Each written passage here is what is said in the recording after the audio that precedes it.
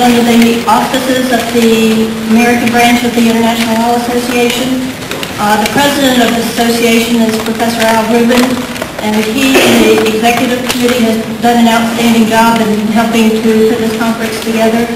I'd also like to thank the executive, the conference committee for putting together some outstanding panels, although perhaps none more exciting than this evening's panel.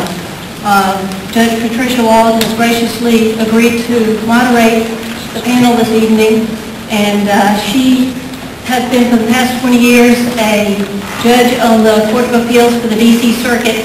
She will be leaving in a week, 2 weeks to go to The Hague to take a position as a judge there on the Yugoslav Tribunal.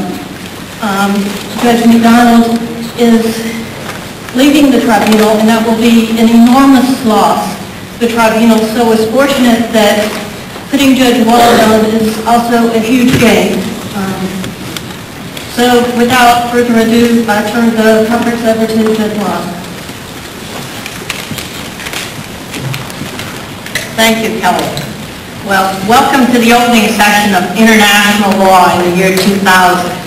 This is, of course, only the first in a dazzling array of panels over the next 2.5 days, designed, we're told, to, quote, act as a bridge between the 20th and the 21st centuries. Now, we have a scant 2 hours for this session and a stellar cast of renowned intercenturions to guide us over the chasm, with hopefully some time left for audience questions and participation. The 20th century certainly has witnessed some remarkable developments in war crimes and international humanitarian law, starting with the Hague Convention of 1899, proceeding to the Geneva Convention, traversing the Nnuremberg and Tokyo tribunals, up to the currently operating Yugoslavian and Rwandan international criminal courts, and looking still ahead to the permanent international court emanating from the Rome Treaty. Appropriately, this first panel will describe and critique those developments and their implications for the 21st century in this year of the 100th anniversary of the first Hague Convention, the 50th anniversary of the Geneva Convention. Without further ado then, let me get to our speakers. Two things generally. First, each speaker is slated for 15 to 20 minutes opening. Now I must warn you that after 20 years on the D.C. Circuit, and listening to some 2,500 oral arguments on the appellate bench, I am something of a harsh taskmaster about time. But it will be very hard, harder than usual, to wield the gavel, which I don't even have, here because of the wealth of experience and the intensely interesting nature of the material that our panelists are going to share with you. But still, I'll do my best. Second, my introduction of these truly illustrious luminaries will be very brief, not only in the interest of time, but because their splendid credentials are already so well known to you. With that, I begin. Our first speaker will be Benjamin Farencz. I almost said professor, but he told me not to. Benjamin Farencz was a war crimes investigator in World War II and a former prosecutor at the Nnuremberg trials, including at age 27, a role as chief prosecutor of the, I hope I pronounced this right, Einsatzwaffen trial involving 22 defendants. I said it wrong? Einsatzgruppe. Okay, Einsatzgruppe, I apologize. I'll get better as it goes along. Involving 22 defendants, 6 of them SS generals who were ultimately convicted of murdering over 1 million innocent persons in the Nazi regime. After Nnuremberg, Benjamin stayed in Europe to organize restitution, compensation, and rehabilitation efforts for other Nazi victims. He later practiced law with Telfer Taylor, another celebrated figure of that era. Benjamin has written and spoken widely on our topic tonight. I think he will specifically talk about the hopes spawned by the Hague Convention that war could be curbed or at least made more humane, how those goals and efforts affected the Nuremberg trials, our progress after that, and the problems we face as the sun sets on this century of so much hope and so much desolation. I think that gives you a lot of room to say anything that you want. Thank you very much, Judge Wall. I do appreciate you giving me so much latitude because, as you members of the audience know, I've been trying to get their advice as to what they felt I ought to talk about. And from the cues that I picked up from you and from the program and from the audience, it seems that I have a very simple assignment, and that is to simply summarize for you in about 15 minutes what has happened in the last 100 years since the Hague Convention of 1899. Well, that should be fairly simple, so I won't just limit it to that. I gather from the program that there are 3 things I'm supposed to deal with: the past, I'm supposed to look at the current situation, and also predict the future. Well, I must admit that I'm better at predicting the past than the future, but I promise that I will not conclude without predicting the future for you, and I promise you also that my predictions will be absolutely correct, and I will stake my life on it. So, with that, by way of introduction, let me launch immediately, because she has warned me that even though she doesn't have a gavel, she's close enough to kick me, so I won't try to exceed the limits of her generous time. Let's go back and look 100 years ago. In 1899, we had what was called the First International Peace Conference. It was a lie. It wasn't a peace conference at all. King, or the Tsar Nicholas of Russia, was having an arms race with France, and it was getting very expensive. And he wanted to put an end to that. So he said, let's get together and talk about it. And he persuaded the Queen of the Netherlands to host it in The Hague. And they called it the First International Peace Conference. It was, in fact, a disarmament conference. And when they got there, they set the pattern for the next 100 years. I just came from the United Nations to here, and I'm always impressed with how closely the pattern which they laid down then is followed now. So let me explain a little bit what the delegates who came from 24 different countries, self-styled civilized states, they didn't define what was civilized, but it was very clear that the civilized states were the ones who were going around killing each other more than anybody else. And so they were concerned about getting together and seeing what they could do about it. And what they sought to do was to arrange the killing business so that it would be more humane. They didn't like the idea of just killing indiscriminately, bombing civilians and all the rest of that. So they convened all these important state leaders. The German leader at that time was Kaiser Wilhelm II. And from the personal correspondence, which later came out, Kaiser Wilhelm said some things which seemed to me to point to the real problem in the world today. He said, well, I will go to that conference in order to prevent Nicky, who was his cousin, that's Nicholas, they were all related through marriage and whatnot, prevent Nicky from making a bigger fool of himself. But, he said, ich werde mich verlassen auf mein Gott und mein scharfes Schwert. I will rely upon my God and my sharp sword. And my English translation will be cleaned up a little bit, and I will disregard all their resolutions. So that we had immediately a bringing together of people who pretended to be concerned with world peace. In fact, they were concerned with disarmament for their own particular interests. And in fact, as far as Kaiser Wilhelm at least was concerned, he was going along not believing at all in anything that they were doing. So with that kind of an auspicious beginning, it shouldn't have been too surprising that what they accomplished was practically nothing. They came up with various conventions trying to define the rules of law, the war. That had already been done by Abe Lincoln after the Civil War, when brother was killing brother. He hired a Prussian army officer by the name of Franz Lieber, who was then teaching at Columbia College here, to draw up rules for the governance of the armies in the field. And there, Lieber, in the Lieber Code, explained what was permissible and not permissible. Care of the wounded, the sick, you'll hear more about that from Professor Meron. And so we already had that. And Haig built on that. And we've been building on it ever since.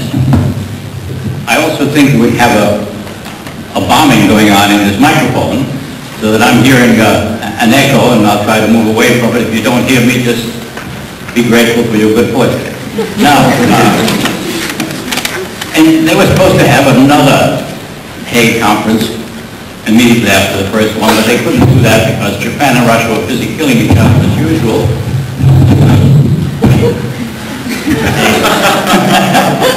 And so it was delayed until 1907. But in 1907, what they did was they brought in a few more countries. I think there were 32 instead of 24, and they elaborated on the original conventions, which prohibited such terrible things as, we know, with dum-dum bullets which have a small lead capsule at the front, and so when they hit the body they spread and make a big hole, and that's nasty and not supposed to do that. And so they said you couldn't do that, you couldn't use poison gas, you couldn't drop bombs from dirigibles and dirty tricks like that. All of that was a no-no.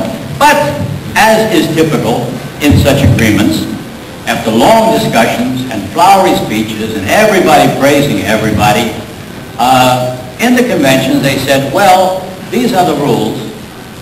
However, only as far as military necessity allows, or only if circumstances permit, or if it doesn't affect your vital interests or your national honor.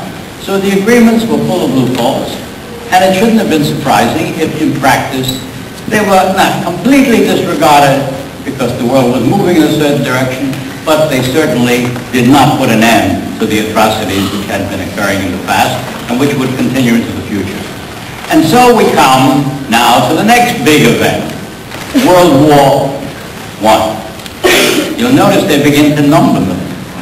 They expect a series of them. World War I, I'll make it short. 20 million people killed. That's a lot of people. And they were killed under circumstances which were not particularly pleasant, and I don't have to spell them out. But when the war was over, the feeling was, aha, that Wilhelm, we never could have trusted him. Let's go after Wilhelm. He attacked little Belgium, neutral little Belgium. We're going to hold him responsible as a war criminal for wars in violation of international treaties. So they planned to have war crimes trials. And they wrote a provision in the Treaty of Versailles, calling upon the Germans. They were required to turn Wilhelm over to trial, and they were also supposed to turn over a list of about 900 other guys who had been sinking hospital ships and submarines and poison gas and all kinds of naughty things they shouldn't have been doing. And the Germans had agreed to that.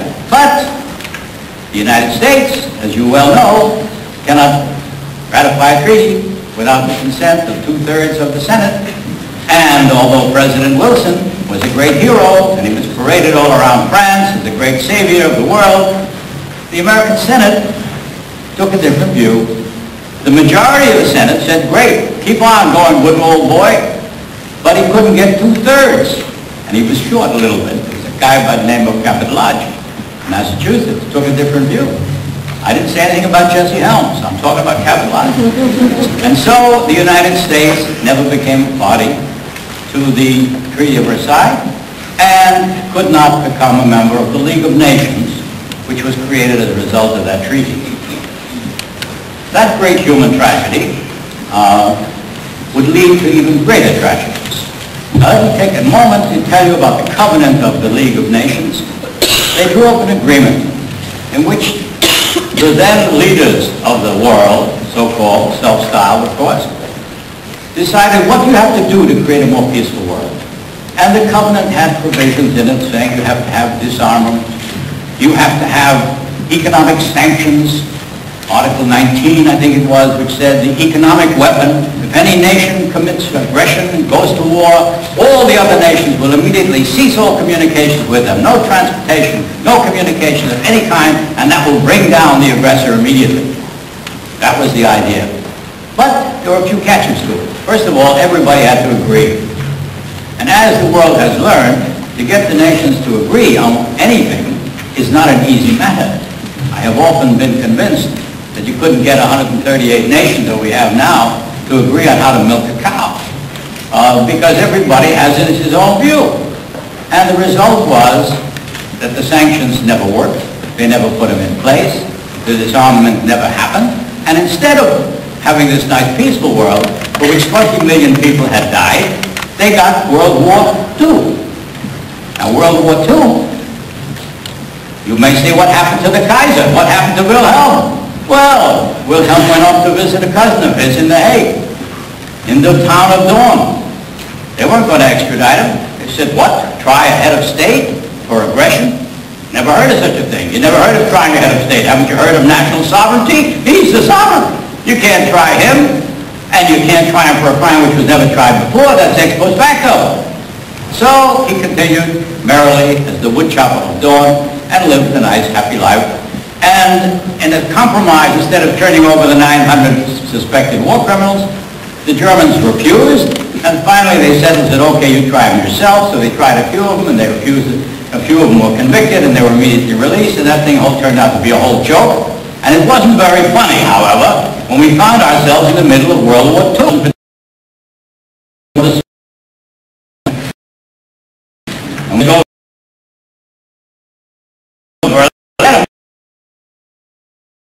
bloody campaign in Europe. I didn't think it was such a nice thing. And some other people didn't either, because 40 million of them died, including 6 million burned to death in gas chambers, as you well know. So it turned out to be a pretty nasty business. And how did we try to deal with that? There were two approaches to that. First, the Nuremberg trials. Second was the United Nations. The Nuremberg trial said, all right, we've had it with this kind of criminality. We are going to take a step forward. And when I say who said that, it was primarily Justice Jackson, who was the architect of the Nuremberg trials, but there was another gentleman whose bust is outside in the hall, and he was the Secretary of State, Stimson, who said, look, we are not going to accept the British point of view that you just take out the criminals and shoot them. Because you don't know who to shoot, you don't know when to stop shooting. And the Americans don't do that. The British said, we don't want to have a trial in which they're going to make flowery speeches and defend themselves, become a political show trial. Let's find a political solution. And the Americans were almost ready to go along with that. At one point, Roosevelt had gone along with it. But Stimson, whose bust is in the next room, and I recommend you take a look at it. I paid my homages to him when I came in this evening. He said, no way. And so we had the Nuremberg trials. Now, contrary to the impression which may exist among some of the young people that the Nuremberg trials were victor's justice, seeking vengeance against the Germans, baloney. Justice Jackson was one of the highest caliber American jurists that we ever had, barring the present one at the podium here, but a very man of highest integrity. And he made it very clear at the opening that vengeance is not what we were seeking, that to place the captives' enemies before a court to face the judgment of the law was the highest tribute that power had ever paid to reason. And to pass these defendants of poison chalice, he said, is to put it to our own lips as well. And these principles laid down by Justice Jackson were followed in 12 subsequent trials, after the trial of Boone and others, by Telford Taylor. Some gentleman here who's written an article in the Columbia Journal about Telford Taylor, who died recently. Telford Taylor was a man of the same tradition. He was a general in the Army at the time. I served with him as his executive counsel. They were the law partners. He was a professor at Columbia University. But he also made it very clear in many of his writings that the most important thing to come out of Nuremberg was the condemnation of war making itself. Aggressive war, the crime against peace. That was where Nuremberg took its important step forward, based upon the precedents which had gone back to the time of Kaiser Wilhelm and before, when legal scholars had been studying this and condemning that as a crime. And it was affirmed unanimously by the tribunal, which was composed of outstanding jurists from England, from the United States, from France, and the Soviet Union. And they said aggression is the supreme international crime because it encompasses within itself all of the other crimes. And there were only 3 crimes dealt with at Nuremberg. The crime against peace, second was crimes against humanity, of which genocide is a classic example, and the third were war crimes, which was built on the tradition going back to the Second World War. So those were the steps forward taken by Nuremberg, then unanimously affirmed by the General Assembly of the United Nations, affirmed the Nuremberg principles and created committees immediately to do several things. Draft the Genocide Convention to condemn that particular crime, and appoint a committee to create an international criminal court and to punish those crimes in future, codify the crimes and create the court for it. And that was beginning right after 1946, and they've been working on it ever since, as you will hear in more detail from the other speakers. So, let me move on to where we stand now. I haven't left, I just went down to pick up my watch. We stand now at a crossroads in history. There is a certain matrix which must exist if we're going to have a lawful and peaceful society. You have to have courts, you have to have laws, first of all, to clarify and define what is permissible and not permissible. You must have courts to interpret those laws and to serve as a medium for settling the disputes which may arise. And you must have a system of effective enforcement. And that is the weakest point in those 3 calibers of activity which exist in every civilized society and which you have to have before you can have a peaceful world. We are a shrinking society. This is a small planet. Every day it gets smaller as the internet spreads and you see them all coming back into place. And the enforcement element requires, first of all, it requires an organization of some kind to manage this. We have the United Nations, but you know all the defects with the United Nations. The difficulties, it's mission impossible. It can't enact laws, it has no money to finance itself, it has no army to protect itself or to act for it. It's dependent completely upon the whim of the member states, particularly the permanent 5. So you have an organization which is very weak. You have to have a system of disarmament. You see what's happening with disarmament. The other day, one of the most conservative leaders of the Republican Party, who was an expert on nuclear weapons, wrote an op-ed piece in the New York Times. All nuclear weapons have to be destroyed. This was the same line taken by President Reagan. He said nuclear war can never be won and must never be fought. So disarmament, at the same time our Senate refuses to ratify no test ban treaty, refuses to eliminate landmines. So we see how weak the disarmament component is, and there are other components as well. Sanctions. We impose sanctions usually on the innocent instead of on the guilty. Nuremberg taught us that we try the guilty party, we presume him to be innocent, give him a fair trial, and you punish him and him alone. Saddam Hussein committed every crime in the book. And what do? We impose sanctions on his people, and he's still there, throwing his nose at the world community, will continue to do so. So the enforcement arm, as we see it, the social justice which we need to make it acceptable is non-existent. Now let me conclude and say, where do we go now? And where do we stand? We need a new way of thinking on some very fundamental things. We still operate on the medieval notion that sovereignty is an important thing which we must preserve at all costs. Absolute nonsense. Absolute nonsense. In this century, to talk as though the system of sovereign states which we set up in medieval times, whereby the sovereign is by divine right the supreme ruler, cannot violate the law, and he passes on those rights as well as the dominion over the entire territory to his first male heir only. Is this the system under which we are going to operate in this century, in the next century, where we need controls for everything we do? We couldn't put on a computer in the morning and not everybody in the world agreed what channels they're going to come in on and so on. So sovereignty is a notion which is obsolete, and yet it serves as a block for everything. We have too many extremists who believe that God talks only to them. Their point of view is the correct point of view, and none other. And it's extremists of right and of left. And they're not people of ill will particularly, but they see things differently. They don't learn. They haven't learned the compromise and the tolerance which is necessary to have a peaceful world. So these are the things which have to be replaced. Fundamentally, the war ethic, which we all grew up with, that it's glorious to die for your country, nothing more noble. As Kaiser Wilhelm would have told you, and some of his advisors, has to be replaced by a peace ethic. And I feel like Galileo, talking to the Inquisition, that the world is not flat. The world is round, and it's not the center of the universe. And they say, change, because you're talking heresy. You're talking against what is written in the Bible. If you don't say that, we'll burn you at the stake. As they did to Giordano Bruno, and I paid my respects to him when I was in Rome. So we've got to change that. And I promised you a prediction of the future. And I will give it to you because I've got another minute left, and I don't want to leave you with broken promises. I promise you that if you are true to the idealism which inspired America in the past, the idealism of Woodrow Wilson, John Brown Scott, Telford Taylor, Justice Jackson, and others like him, and if you have the courage to speak up and fight for the things that you know are right, despite the critics and the skeptics and the doubters, and if you do that long enough, I'm sure it will have a positive impact on human rights.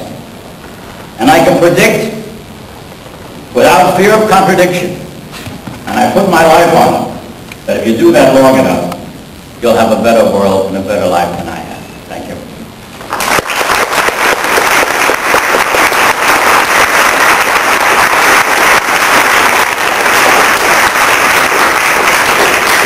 Thank you, Benjamin, not only for your most informative whirlwind tour through the 20th century, but for the fact that you came in under the line time-wise.